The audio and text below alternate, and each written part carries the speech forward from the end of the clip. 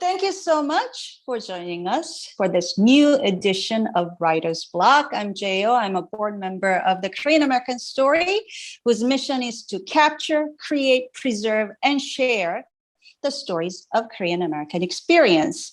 Writer's Block is our virtual community event where you can personally engage with Korean American authors. So this program is made possible by our monthly Storyteller Circle donors, and you can join the Storyteller Circle yourself by texting storytellers to 44321 or visit our website, koreanamericanstory.org. And now I'm thrilled to welcome our guest for this second edition of Writer's Block 2022, Yoon Choi. Yoon Choi was born in Korea and moved to the US at the age of 3. She has an MA from Johns Hopkins University and is a former Stegner Fellow at Stanford University. Her stories and essays have appeared in New England Review, Michigan Quarterly Review, Narrative Magazine, and her story, The Art of Losing, was chosen by Roxane Gay to be included in the Best American Short Stories 2018. Her debut collection of short stories, Skinship, is the winner of the Penn Robert W. Bingham Prize, and it was named Top 10 Book of the Year by Fresh Air, and one of the best book of the year by NPR and Kirkus Review. Skinship is now out as a paperback, and Yoon Choi joins us from California. Yoon, it's so great to see you again. Welcome to the Writer's Block. Thank you. Thank you. So this is a Korean American story. So we always say we start with your Korean American story. I mentioned in the introduction that you were born in Korea and came to the US when you were 3. So where did you grow up? So I came to New Jersey and I was in the tri-state area. So I lived a little bit in New Jersey. I lived a little bit in Flushing. And then we moved to the east. So we were in Long Island for a bit. So I think I did most of my growing up on the East Coast. Went to college in the East Coast, Maryland, and then lately transplanted to California after I got married. So what was it like for you when you were growing up? Were you in a Korean American community? Did you feel like you belonged to a certain community? What was that experience of you growing up, knowing that you were this? No, I was supposed to be in a Zoom, but you're still not in bed. My experience in a Korean American community. Is that okay? As you were growing up, as let's say a teenager. So when I was in Flushing, it was like there were so many Koreans in Flushing at that time, but there were so many of all different races. So I went to public school, PS 220, and there was like every single race, nationality, religion of kids, and we all just were thrown together in that large classroom. I think in my generation, as our parents began to make more money, we started moving to the east, like past the Nassau-Suffolk line of Long Island. And then there were a lot of Jewish people. So I think that Jewish Americans and Korean Americans actually have a lot of similarities in terms of our values. At that point, there were probably about like 5 or 6 Koreans, maybe, in my school. We all knew each other. I think even though I was on Long Island, though, my parents kept going back to Flushing. They went there to eat. They went there to go to church. I think the church was a huge part of the Korean American experience. At that time. So you would go to church all day and then you would, like eat Korean dinner and then you would go back to the island. So I felt very connected to being Korean American. At the same time, I also felt very much that I was Asian in a community that wasn't completely Asian, if that makes sense. So when you went to college, well, let's talk a little bit more about your childhood. You mentioned in many interviews that you are a big reader. Like you talked about how your mother didn't have a TV in your house. And so you guys were just reading all the time. Mm-hmm. What kind of books did you read? And what did the books meant to you as you were growing up? So my mom brought from Korea like these shrink wrapped encyclopedias, right? And so we had like the Britannicas all on one shelf. Then we had like the Comptons, like all on another shelf. And then she had these like gold edge, because in Korea, the books were so beautiful, right? So like Gone with the Wind, like with like a gilt edge. She brought those all from Korea in English. Or we would have like sets of books on like Degas, Cezanne, like all of the different, I think that there's a huge appreciation for Western culture around the time that my mom was collecting these books. And so our bookshelves were full of all these books. On the other hand, they weren't edited, meaning that my mom hadn't read them herself. So there was all kinds of stuff on those shelves. She didn't know what we were reading.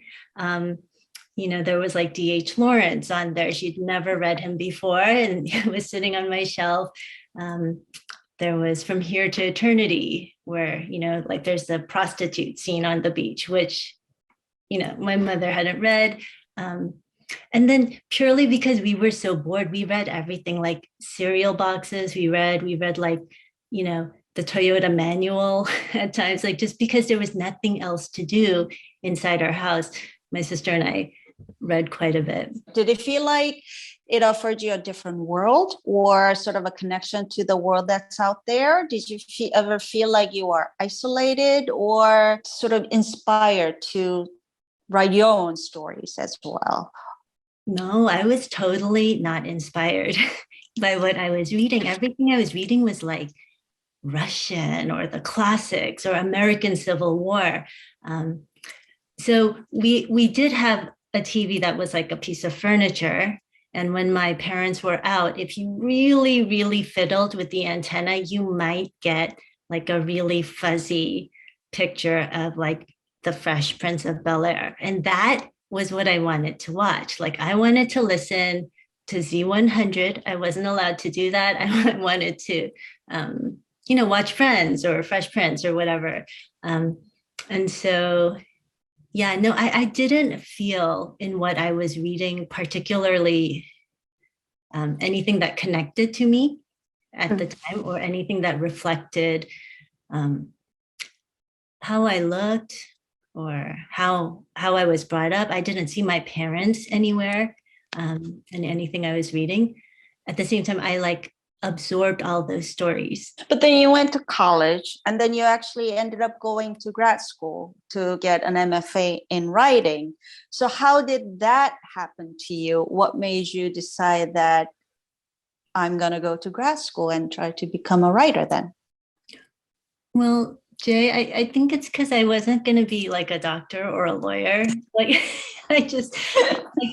I was good at school, that was like the thing I knew how to do. And I knew how to apply to more school and be in school. And so long as I was getting a degree, I felt productive, and I would figure it out later. And so, looking back, I'm like, it was such an advantage to have had all that time sitting around just talking and reading and writing. But at the time, I didn't do it with a clear plan other than the mentality that if I'm not doing anything, I should be not doing it in an institution. So I totally understand. But then was there anything that really stuck with you while you were at grad school? Something that you carried with you for the, up to this point? Or is it something that you would recommend other people to do? In this day and age, a lot of people talk about how expensive it is to go to grad school. But was it worth it? Was it something that you would recommend other people to do if they are thinking about becoming a writer? So I think the MFA program as a grad school is a little bit different from, say, a professional school. And so since I left law school after 1 month, I can't really speak to the professional school experience. But, a lot of people say negative things about MFA programs. And I know that people who listen to podcasts like these are usually or often have aspirations to be a writer. I think that if the money makes sense, meaning you can get a fellowship, or it's not a question of money, I think that the sense of community that a writer can get at the right time in his or her life from something like an MFA program can be really affirming.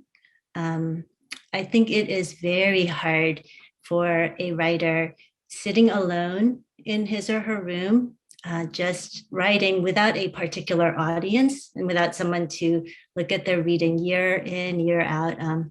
I think it can feel isolating and a little bit confusing. So at the right time, I think when you are old enough to take the criticism and take the praise, and you are not overly defensive and you do have a sense of your own voice, I think being in a program can be extremely helpful. Also, it does give you the connections that you may need. You might need that professor to connect you with someone later on, or say, hey, let me introduce you to my agent, something along those lines. So I don't want to dismiss any of those like real practical things. So you just mentioned that, if you have a voice, and anyone who has read Skinship definitely is sort of really stunned by the various voices that you present, because this is not a novel, it's a collection of 8 short stories. So there are 8 very different stories, and each character is so different from one another, yet you are able to write about them in such a clear, distinctive voices that, we really feel like we get to know them, even though we only get to know them for about 50 pages or so. So I wanted to ask you about this idea of, we non-writers tend to think that writers want to tell a story, but short stories are really more not just about telling a story in a sense of beginning, middle, and end. It's really about telling the story about that person. I don't know if that makes sense. It almost feels like a character studies. So I was wondering, when you start writing a story, a short story, what do you think about the most? Are you more focused on what do you want to tell the readers about that character, or do you want to tell a certain plot, a plot line, if there's a narrative that you're going for? Mm-hmm. So I'm not a plot-like writer. If you've read the collection, you'll know it's definitely not organized around a particular plot that I am that I've schemed out and that I'm kind of engaging the characters in, and then people will always say things like, I have a story I want to tell. I don't know necessarily that there's a story we want to tell so much as a person whose experience we want to invest in. Because the idea of a story and beginning, middle, and end is very artificial in a sense, where depending on where you enter in a person's story, that beginning and middle and end could be so very different. So for example, if I'm going to narrate, a day in a life of a 12-year-old girl versus I'm going to narrate, like the lifespan of a 60-year-old man, like those are very different types of experiences that can be explored through writing. But what makes it a story? And I think it's the journey you take through voice. That's like the technical term for it. But also in the exploration of character. So, not all writers are the same, and different writers have different interests. And different writers might be a little bit more metaphysical in their way, or they might be more technical or crafty. But for me, a story is the character. The stories I tend to love the most, the novelists I tend to love the most, are the ones that make me feel invested in character and human nature, human behavior, and those interactions, I think, are those are my interests. So then what makes you become interested in that person? Let's say, let's talk about the very first story, The Church of Abundant Life, which is about a couple who probably immigrated. They immigrated to the States after they got married. I don't want to just assume that, that's autobiographical or it's based on somebody, but it seems like a very familiar story, but yet at the same time, their story is very, very particular.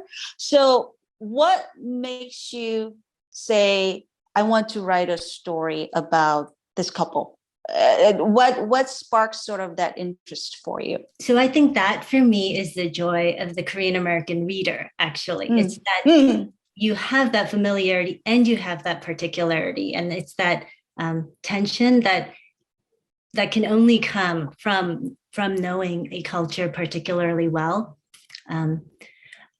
I knew that in the collection, I wanted to talk about small business owners. I think that commonality of experience, the things that many Korean Americans have worked to do in America, was an important part of the larger collection. I think as I look at immigrants of my parents' generation and maybe slightly older, I feel like that's a generation of people with a lot of untold stories whose trajectories have drastically changed because they entered America at a particular point in their lives.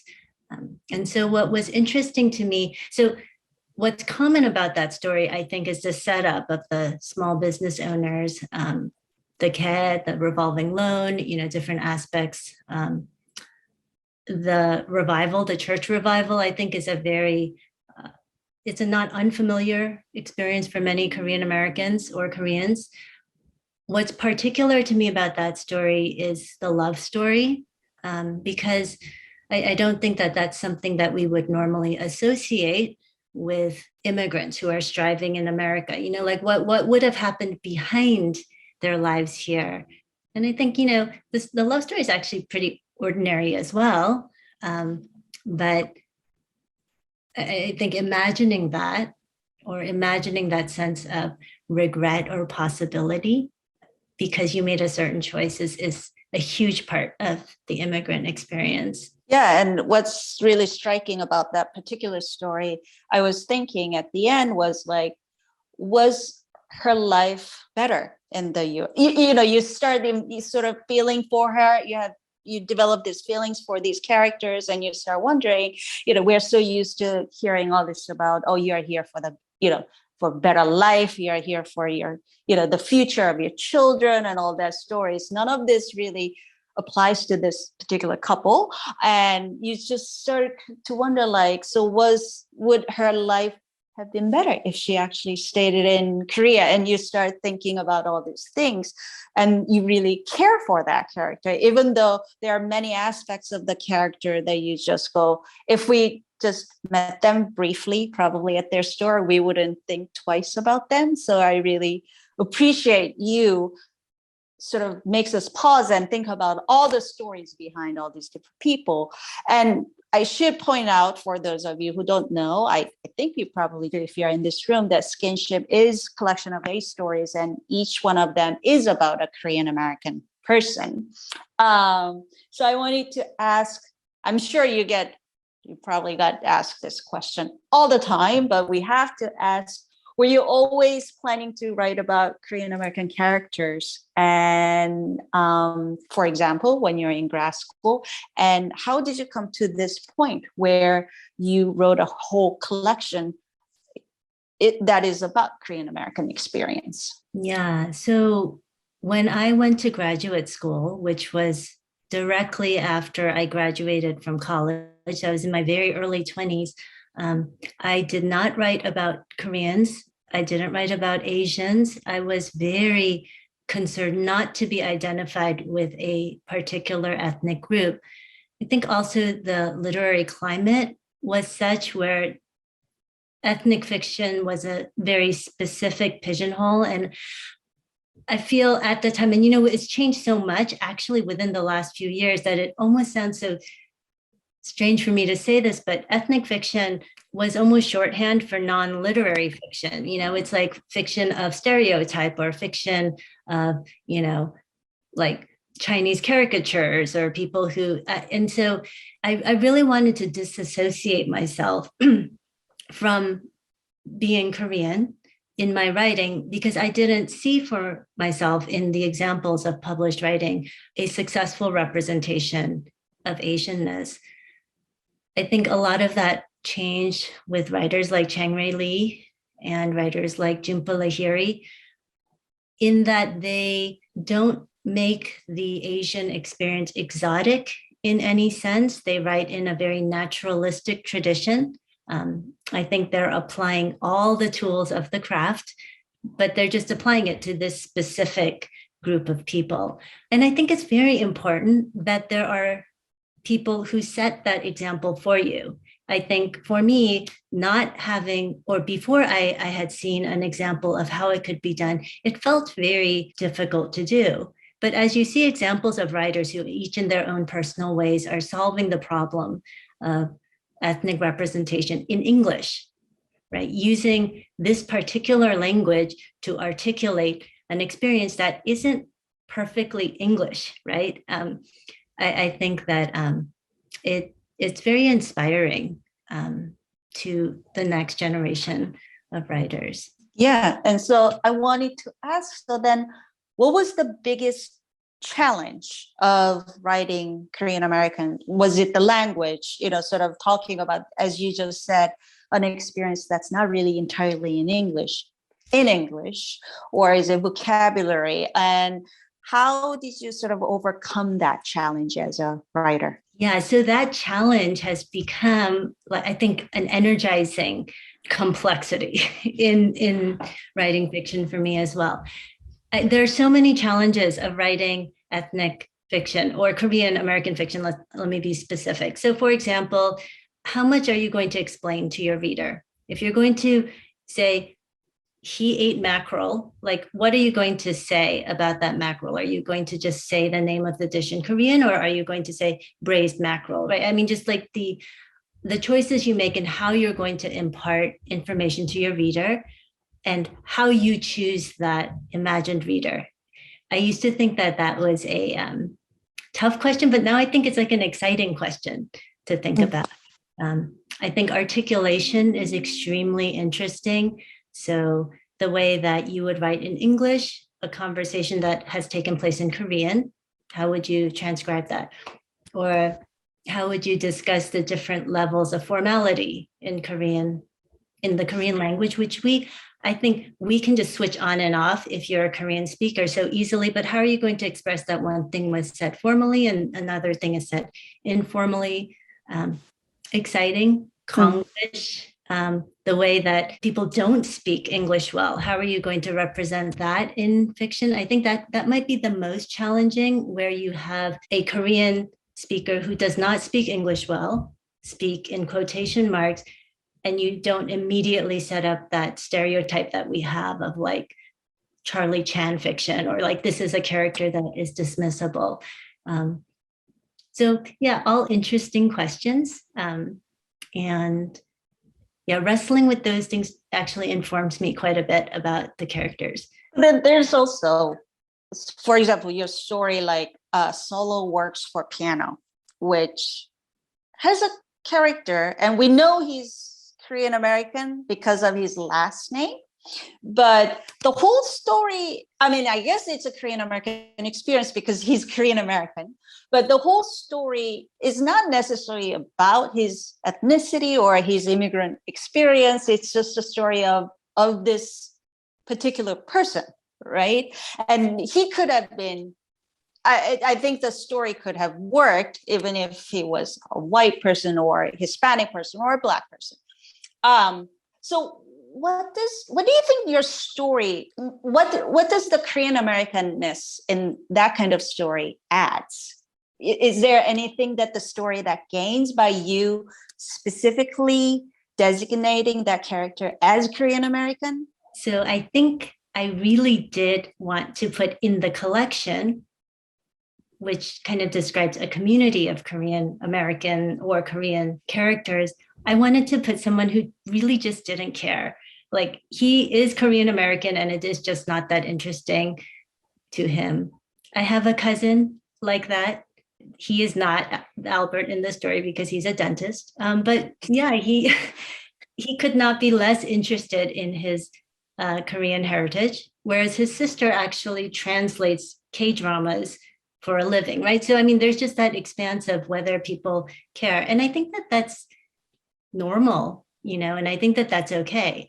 Like my kids, I was shocked to find, like my third one told me he was French when he was like 6 or 7 years old. He's like, oh, I'm French and American.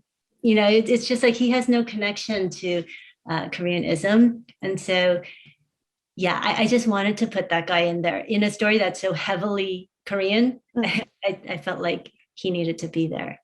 But you know what, Jay, I did sneak some Korean in there because the mom who makes the kid play piano, yes, in the dining room chair table, like listening to him play Beethoven, I feel like that, that is came from somewhere. Yeah, that is a Korean American experience. Absolutely. So my goodness. All right. So we are going to open up questions to our viewers. I can read your questions for you, or if you like me to call your name, just let me know, and then you can ask your questions directly to Yoon.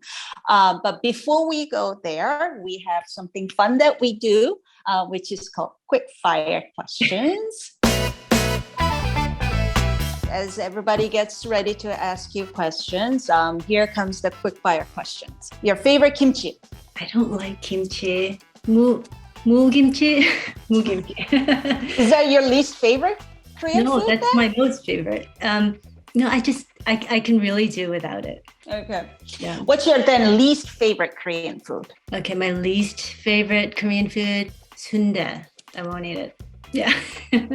That seems to be the popular answer. Yeah. Would you rather do the dishes or laundry? Dishes. Favorite way to spend your Sunday afternoon?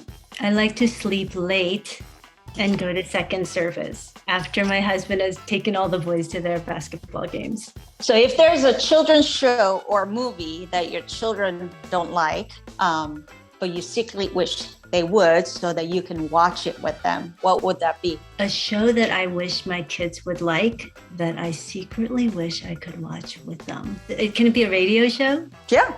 Okay. I try to get them to listen to NPR in the morning, but my daughter keeps changing the channel. Do you listen to music when you write? No, never. So then when do you listen to music? Or when would you like to listen to music? I love music, actually, and I like to listen to it like late at night with a glass of wine.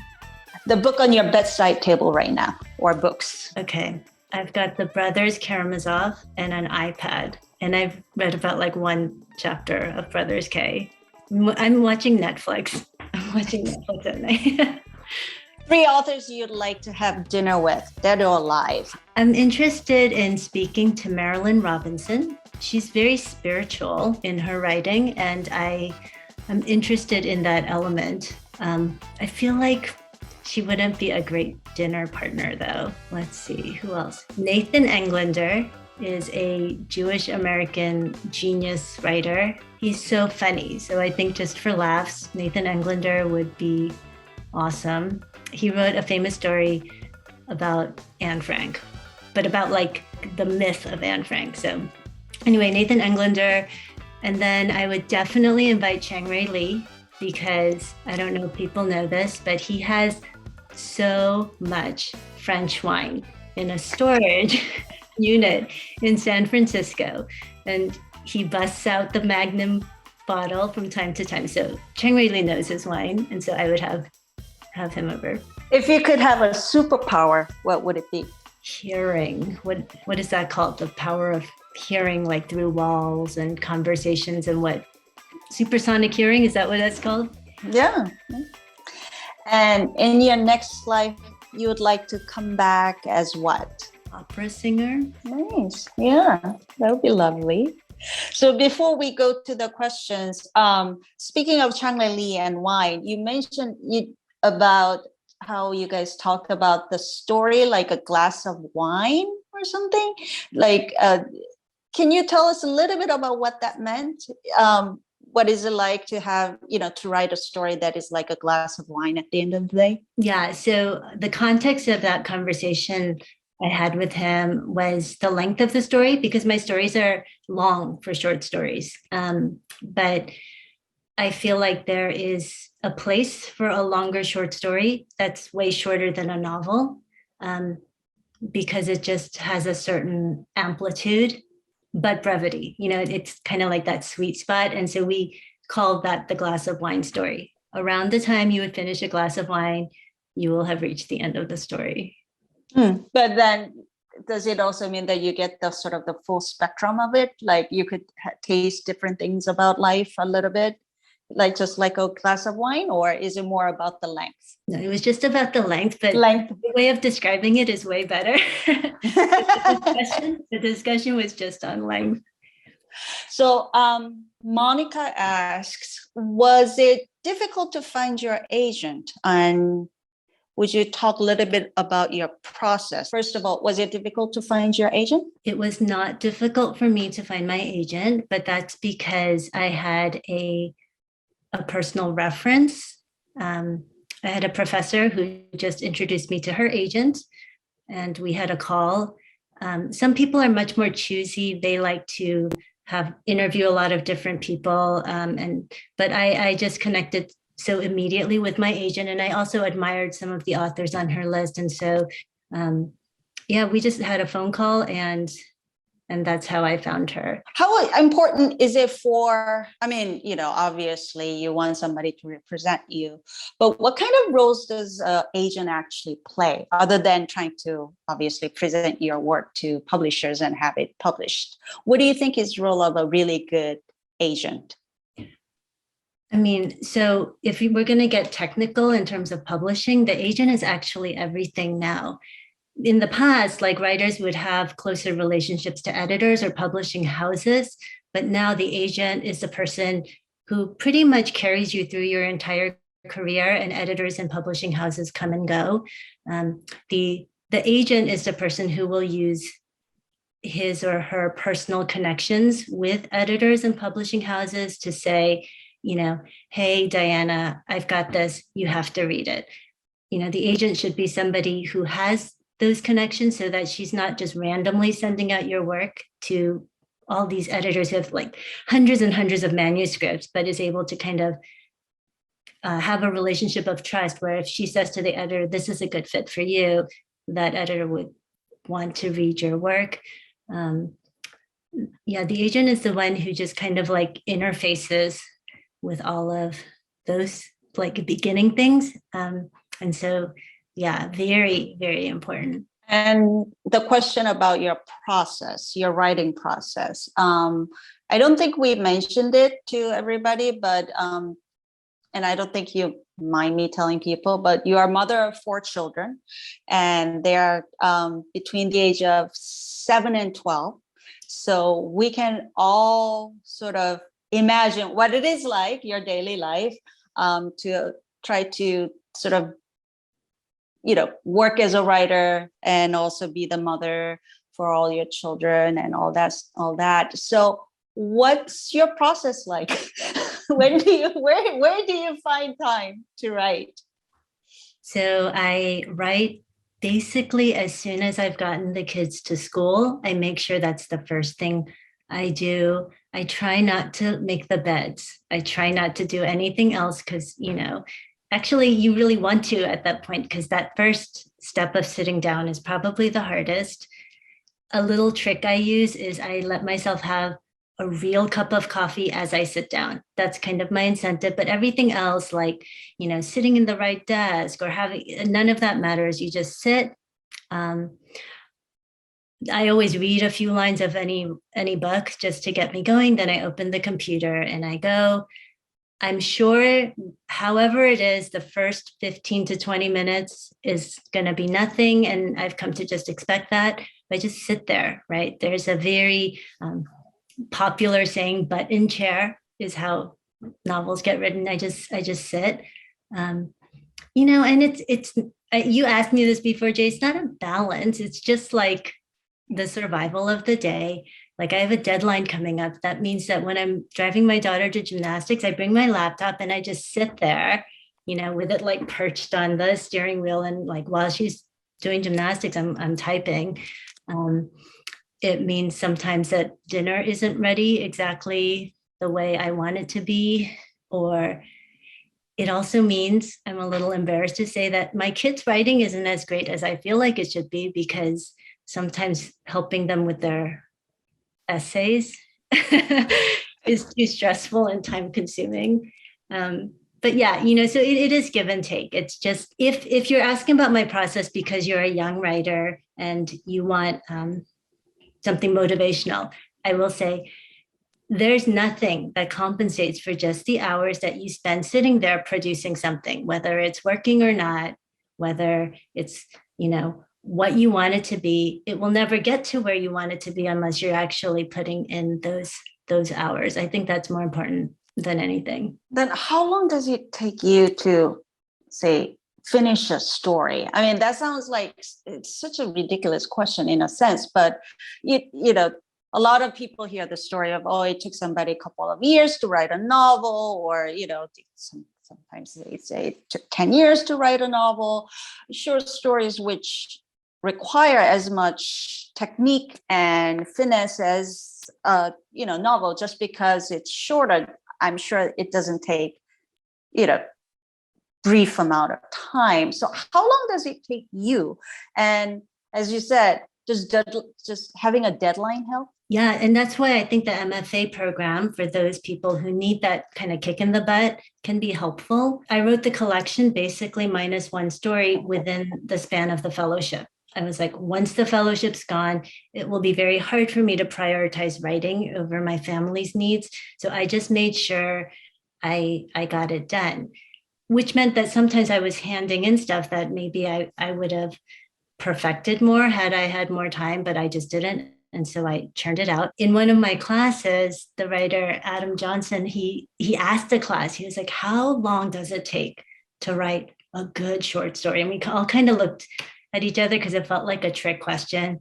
And he's like, does it ever take less than a year? And so everybody was like, okay, a year. But I mean, some of mine were shorter than a year, right? So it was within a 2-year period. I came up with 7.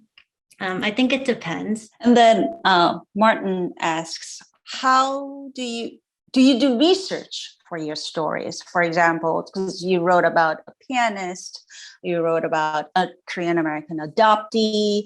There was, a story about a man who had also elderly men with Alzheimer's. So do you do research? How do you sort of figure out what to write about all these different people? So because I'm a mom and I have very limited time, I try to choose subjects very deliberately that won't require huge amounts of research. So I'm not in a place in life where, for example, I want to write a historical novel because I don't have like 3 years to just really dig into the archives. But having said that, like if I'm going to say that the school is in Rego Park and it's PSXX, I will research to make sure I have the number of that school correct, right? Or if I'm going to say that, going back to mackerel, they ate mackerel, for dinner, I will make sure that I done my research and I know how my mom or a Korean mom would cook or wouldn't cook mackerel. And so I do think it's extremely important for me in the kind of fiction that I write, that the details are important. And especially, I think that's important when I've got the Korean reader who's going to say, like, that's not the way you make it, or that's not how it was. Since you mentioned that you watch Netflix, do you have a favorite Netflix show, Jackie asks, or a favorite K-drama if you watch K-drama? I don't actually watch K-dramas much, but when I was trying to get my daughter to learn Korean, we did watch 2, and we were super into it. Crash Landing, or Crash Landing on You. Yeah. And the historical one, Mr. Sunshine. We watched Mr. Sunshine together, and we really liked them both. And we are planning on watching Pachinko. I don't know if we want to watch it when all 8 are out, And so, and I think they are now. So we'll probably watch that also. And Jenny asked, do you want to continue writing specifically Korean American stories? So I think, Jay, you and I talked about this before, about the idea that any story can be race neutral, right? So whatever you choose to write about, you're always selecting a position, a heritage, a culture from which you are writing, even if you're writing, so-called white American male stories. And so for me, it's hard for me to say because I do change my mind about things after I've made very declarative statements, but I do feel very committed to writing Korean American stories. I think that's my neutral space.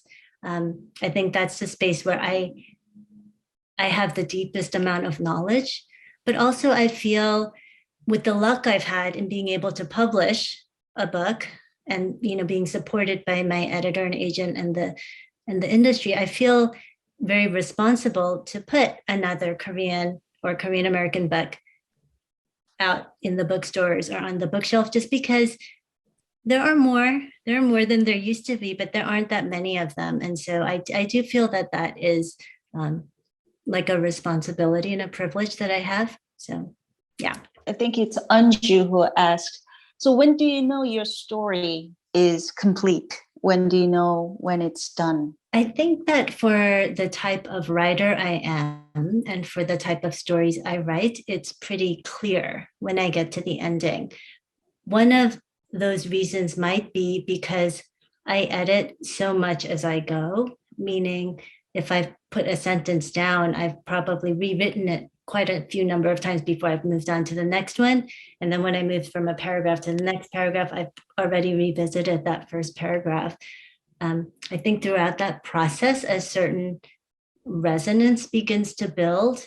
And when this is going to sound kind of mystical, but like when the themes and the different elements in the story are beginning to coalesce towards the end, I can feel that it is. And the reason I can feel that is like it's kind of like an organizational principle that begins running through the story. That's how I know that my stories are complete. I think actually each story writer and each story has its own philosophy of what makes a story. So for me, when I've hit upon the theme or that principle, whatever it is, that's how I know that for me, that particular work is done. So then I wanted to ask you, since I read your book, I've been telling people you should read this book, and a lot of people who read it, well, okay, my husband read it, and then he's like, oh, she's a great writer. She's a really good writer.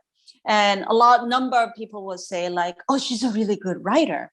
I think it's mainly because you're writing short stories, so we're not talking about, oh, there was a twist at the ending. There's this general impression that you write really well. So I wanted to ask you what you think it means to be a good writer. Who do you consider a good writer, and what does that mean to you? I think a good writer for me is somebody whose perception I can trust. I know that when I read other writers, for example, if I'm asked to read a book to give like one of those little quotes in the back or something, I can pretty quickly tell whether I trust that writer or not based on the accuracy with which a thing is stated, or kind of the carelessness with which something is stated. And so it is very important for me that words are being used in a very precise way. I think that writing very often falls into tropes. So you have, or situations, right? And it's very easy to put, like the estranged daughter with the father. And then there's a certain deep understanding of how that should be because we've seen it so many times. It's very easy for you to channel what's already been done when you set up a trope like that. And so I think I look for a writer to resist that by insisting that the character is an individual, and looking for, and of course characters are not, all characters are fictional, right? So it is a fiction, but to kind of like push that fiction a little bit further and to insist that the character you're creating is a very particular person. Yeah, I look for that a lot. And you certainly do that. So thanks for your beautiful book. So what's next for you? We'll see. The next book is coming down the line. But it's not going to be short stories. It's going to be something longer, you said? It's going to be something longer. Well, we can't wait to read it. And when it comes out, hopefully we'll have another chance to chat. But I would like to thank everybody for attending this edition of the Writer's Block. Korean American Story will broadcast this program for you to watch again. So let anyone else know about it. Make sure you follow Korean American Story on Instagram, Facebook, or sign up for emails so that you don't miss any other upcoming events. Korean American Story is a nonprofit organization, which means we are counting on your financial support. And you can join the Storyteller Circle by becoming a monthly donor. Just $10 a month enables us to launch new programs like the Writer's Block. $25 a month supports the complete production of a one K-Pod episode. If you haven't checked out that's our podcast series. Please text Storytellers to 44321 or visit our website, KoreanAmericanStory.org. You'll also have the option to make a one-time donation and find out many ways you can get involved, including coming to our galas and our Story Slam, which is coming up in Chicago. And once again, thanks to everyone. Thank you, Yoon. Thank you. Thank you so much, everyone. And thanks to the staff members of the Korean American Story for making this event a reality, and happy readings to everyone. Thank you. Thank you. Thank you so much.